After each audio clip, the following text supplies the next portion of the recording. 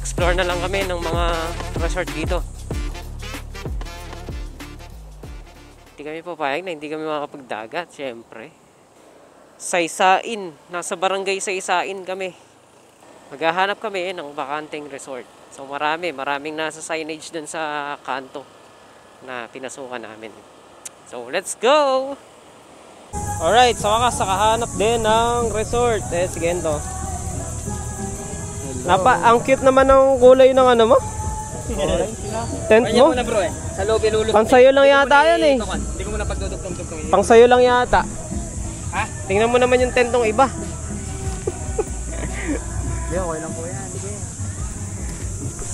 Hanap na kami sa wakas after ano. Uwi na sana kami.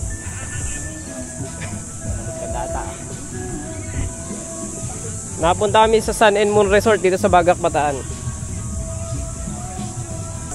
Set up kami ngayon. Ito si Katago Mike. Ang damot. Hindi mo naman yung tent na in-order oh. Pangkanya lang oh. For one person only. Katago Mike. Yan. Ganda pala ng back. Ano natin eh. Pwesto eh.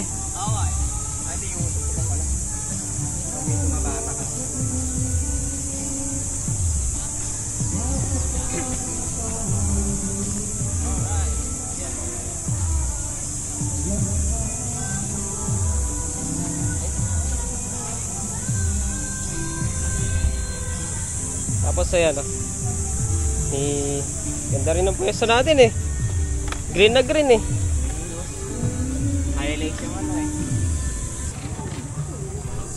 Ayan oh.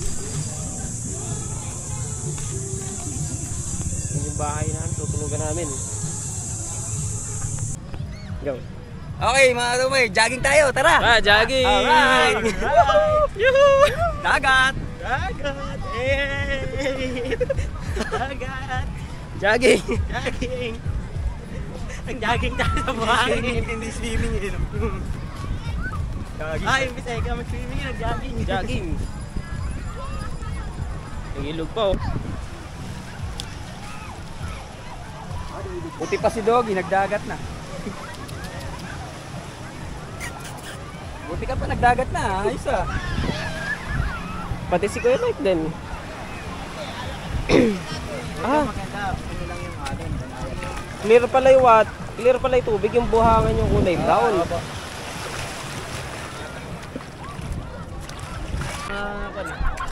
May nakapagitan eh.